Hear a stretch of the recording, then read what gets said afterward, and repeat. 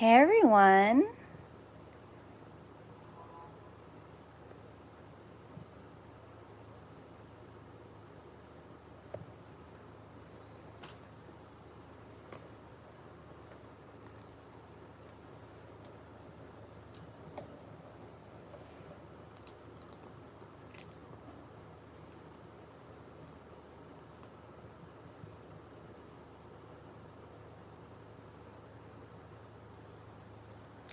Hey everyone, it's Devon from the Maniology team with our weekly live every Tuesday at 1:30 p.m. Hawaii Standard. You can find us here on another nail stamping journey. Whether it's a tutorial, technique, or hack, we're here to discuss the details and we're so happy you could join. Hello everyone, thanks for joining so much for our live. Today we are going to be showing you how to create easy plaid designs using Plaid M267. Also, if you love seeing our tutorials or maybe you just want to see more, you're new to stamping and want all the hacks and want to be updated with every single time we go live or just when we have a new video drop, make sure you hit that subscribe button to make sure that you stay updated with all of our newest content. So yes, we all know plaid can be very difficult. In general, a lot of times with plaid, the lines are so straight, they can be so detailed, and it is almost, it's not impossible to freehand, but even though I can freehand and I have skill in doing so, I would much prefer to stamp it versus painting it by hand. It's just too much. It's too much time. We don't need to do all of that. That's why we create stamping plates, to make our lives easier. So today we're going to be using Plaid M267 to show you how to create some of those iconic plaid looks. Polishes that we'll be using today is Luna B327, Cherry Bomb B326, and eTronica B160. So these are the base colors that I'm using, which is right here. We'll be doing a Cher inspired look. For those of you who don't know what that is, there was a famous movie called Clueless, and the main character wore this iconic yellow plaid outfit that still is very much in trend today. So we're going to be doing a look inspired by that yellow plaid outfit. And then you'll also need Bam White, B170, and then straight up black. So we're not using that many colors today, surprisingly. Oh, I'm so happy that everyone is excited about this video. Excuse me. Another thing I want to mention is you want to use your monocle stamper or your ice cube stamper. I'm using my monocle today just because I kind of like having the larger surface area. So I highly recommend using your monocle stamper or ice cube stamper. Don't use the double-ended because in general, the double-ended is a lot smaller, so the surface area is a lot smaller, and when you have straight lines and lots of them like how we do here, let's see, I think I even have my double-ended right here. The curve on this here is a lot stronger than the curve on this. Well, now it doesn't really seem like it. I know it doesn't seem like it in the video when you're looking at this, but just trust me when I say this is going to cause more warping than this will, for straight lines specifically. So the ice cube or the monocle is much better for straight line designs and a lot less likely to cause warping or any kind of weird issues. So let's hop into it. We're going to start from the easiest to the most difficult look today.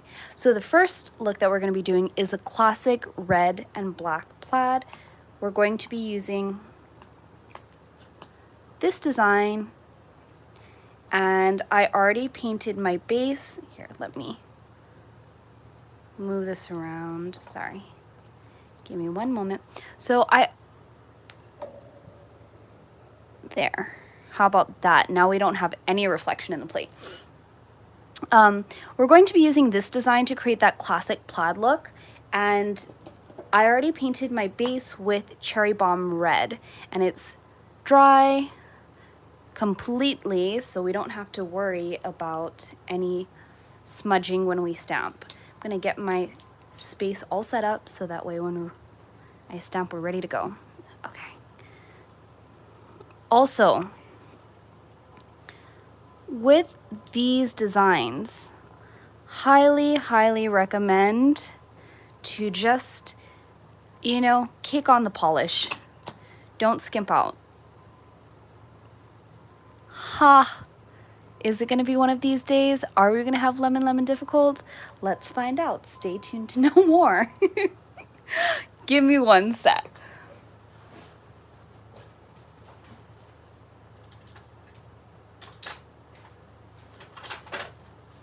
Meanwhile, I get my black polish. Oh, that's interesting theme. Plaid. While I'm getting my black polish, why don't you all tell me what you had for lunch today? Something I want to make a note of. Maniology team loves food. We just love food all the time. We talk about food almost every time we're together. What we want to eat, favorite things, new recipes we tried, or good Costco finds. Tell me what you had today for lunch, and I'll tell you what I had for lunch today. Turkey avocado wrap with homemade potato. That sounds good. A molasses cookie and coffee. Nothing. Pringles.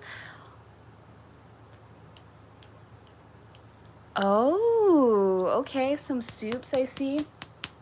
For those of you who didn't have any lunch today, you better grab a snack.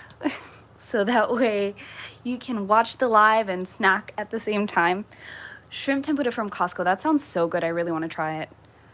Okay, I think we fixed my polish.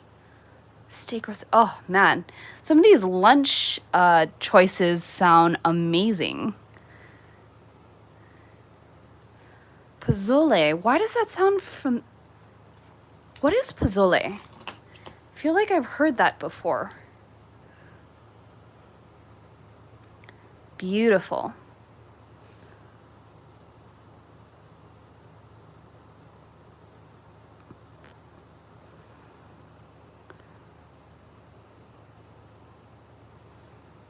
Fried potatoes. Oh my gosh. Sounds amazing. You guys have awesome lunches. I was so proud of my lunch today, and then I'm like hearing all these comments and I'm like, maybe my lunch wasn't as amazing as I thought. Oh, okay, I see.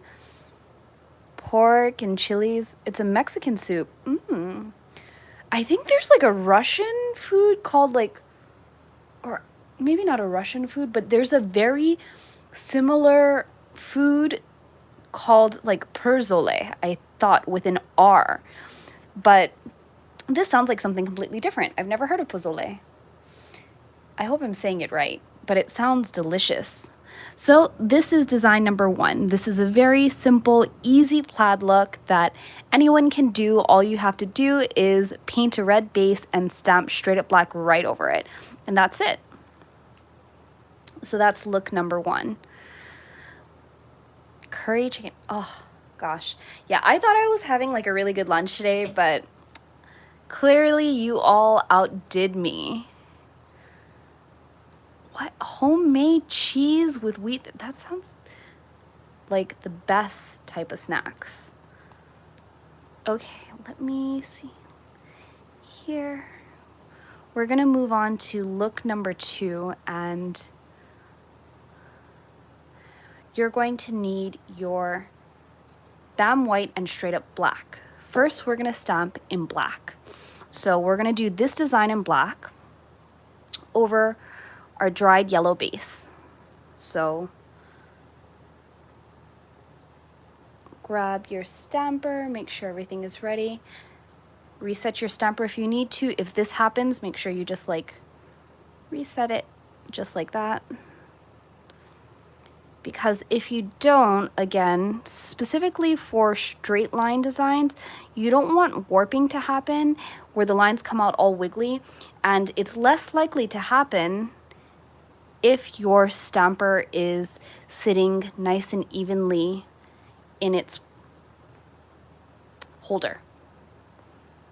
Okay. Yes, Perzola. Thank you. That is what I'm thinking of. I'm thinking of Perzola. How do you know which one to go over each other? Trial and error? So if you take a look at our website, the product page for this plate shows you what goes together. There's a nail tip example, and that visual example kind of explains which designs work well together. That helped me too when I was working on this.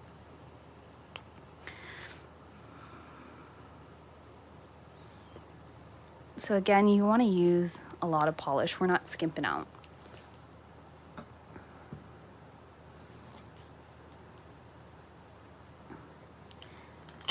If you're having a hard time picking up, there are several lives. Oh,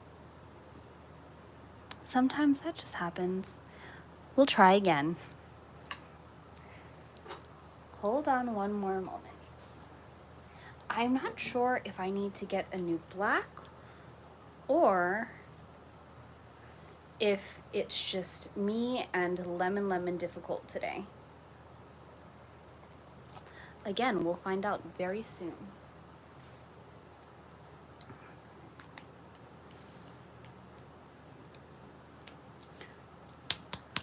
Oh, yes, I know. We always have gel on just because we're constantly touching nail polish and nail polish remover all the time. So we usually do gel, and then maybe we'll do stamping over if we have time. Okay, so round 2. Wish me luck. Oh, breakfast for dinner. I love breakfast for dinner. Fun fact, when I was a kid, I didn't really like breakfast foods, but it was because I didn't really like eggs. And now that I'm older and I kind of like eggs a lot, well, no, I do like eggs a lot more, I really enjoy breakfast foods. I remember when I used to tell people that I wasn't a breakfast person, like they'd look at me like I was psycho.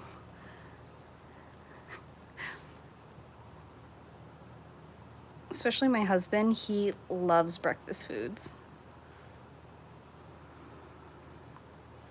So I remember when we first started dating and I told him I wasn't into breakfast, he was like, what? He's like, you're the first person I've ever heard say they don't like breakfast. But things have changed dramatically since then. Okay, so the next color we're going to be using is white, BAM white, and then we're going to use it with this design. So this part gets a little bit tricky, but I have faith that you can, ooh, whoa, you can all do it.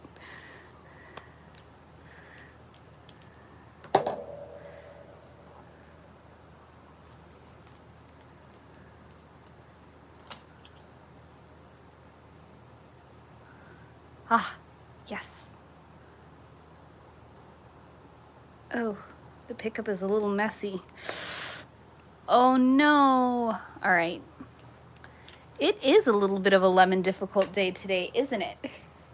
Usually I can get a pickup within the first stamp, but today my patience is being tested. This was not a brand new plate. This one has been used and is a little bit loved.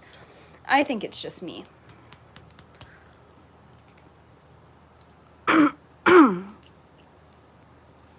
Ooh, waffles and bacon. Yeah, that sounds good. I've actually never had like fried chicken and waffles. I'd like to try that one day. It's not as popular here. But I think it should be because I love fried chicken. Okay, so this design, you're gonna have to line up that top line and get it in between the black and white. So let me show you what I mean. And I didn't do it perfectly. Unfortunately, I warped it just a little bit. So that was more my fault than the design. You see how I kind of got it in between this black, these two black lines? I lined up the white right in between that. So that is my best trick for layering these designs. Like if they're, when you're looking at the design and you're trying to figure out how is it supposed to layer on top of each other, one, you can always check that tip display image that we have on the product page for this plate, or you can test it out on a piece of paper with two different colors. But when I'm trying to line it up on top of the nail, I'll pick like an area. So for example, I see that if I'm like putting these two designs next to each other, there's a negative space here that lines up right with this white, or this line here. So that kind of informs me that this is supposed to go in between this. If you want to use like this first and then this second, that's fine. That's up to you. But for what I was doing and the look that I was going for, I wanted the black to be down first and then the white to go over. And so that's our design number 2. Also, I realized I didn't share what I had for lunch with everyone. So today I had a little bit more time to kind of make something for myself instead of usually eating my like spinach mushroom scramble thing. I had egg flour soup, or like egg drop soup, and I ate it with rice, furikake, and like Korean seasoned nori and a few dumplings. So I had a pretty big lunch today. I'm not working out, so I was like, you know, I'm just gonna have fun, eat what I want. But I was in the mood for soup. And egg flour soup is so easy to make, especially when you have some like leftover eggs that you're trying to get rid of. All I need is like chicken broth, sesame oil, and 2 eggs. So the next design that we're going to do, and this is going to be the last one, this one's a little bit more advanced, is this design, which is going to be like another classic plaid look. I feel like when we look at plaid fabrics, one combination that I frequently see is a white, red, and black combo. I didn't want to use stark white, which is, obviously you can see here, this is not nearly as intense. Because when you're like looking at fabric, like real plaid fabric, a lot of times stark white isn't like a natural color. I don't know if you all notice that, like white t-shirts are white, but not stark white like nail polishes or paint is. Stark white is so intense, and I think it's good for certain designs, but for what I was trying to go for, that's why I grabbed Luna, just because it still gives it that look and it seems a lot more realistic or true to the fabric. So you're going to need your straight up black, your monocle stamper, and then we're just gonna do, whoop, we put a lot of polish on this time. Good, because this design has so much etching. More is better than less. Okay, so from here, it is a Devon thing. We all know I Hulk smash my stamper, and I love putting way too much polish on things. My friends know I am the queen of extra. So you're gonna need a little detail brush and your cherry bomb polish. Realize I need to clean mine off a little bit. Can you double stamp with one of these, or they have too many spaces? You could try double stamping with these, although I'm not gonna lie, it is pretty solid etched, so it might be kind of difficult. Sometimes it's easier to double stamp with things that are, or that have more negative space. So we're gonna put a little bit of cherry bomb on this piece of paper, and then you're just gonna pick up and fill in these lines.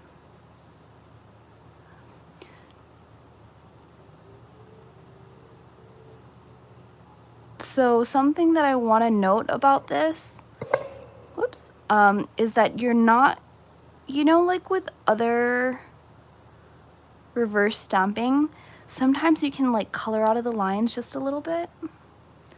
Like there's more forgiveness because you have that outline that's protecting you.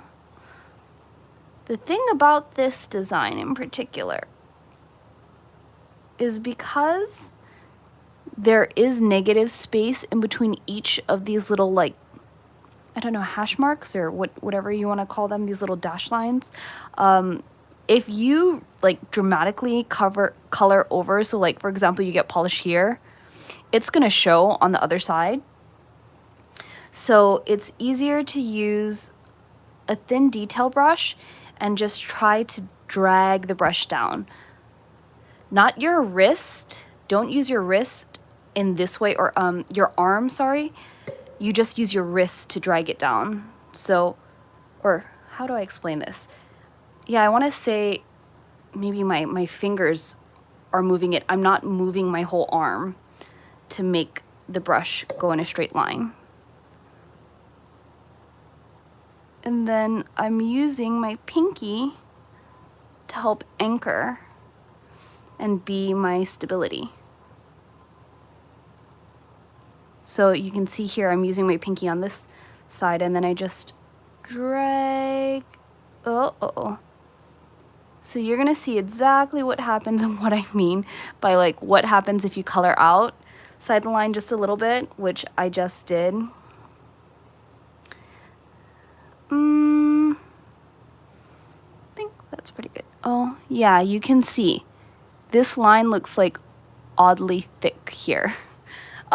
Not that big of a deal, but if you don't want that, try your best to just like draw a straight line down. It doesn't have to be perfect, but you don't want to like overdo it and really load up your brush with polish. I'm going to use a little bit of the sticky stamping or the sticky base, so that way we can easily transfer this design.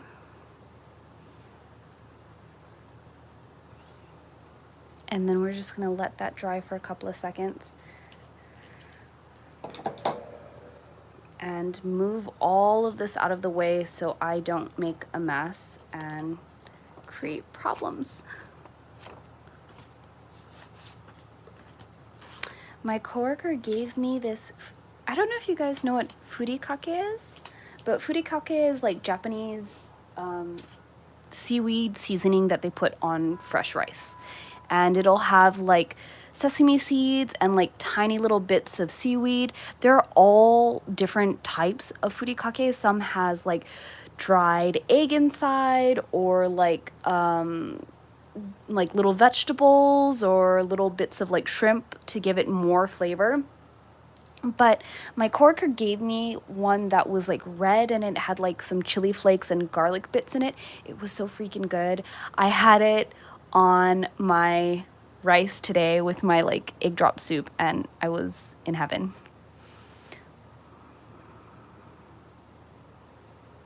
Oh, I'm so happy you could join us, Debbie. Welcome. Okay, so I think that this is ready to be transferred. Wish me luck. Sometimes I wonder if it's easier to look through the camera and transfer, or if it's easier to look on the nail tip itself and transfer.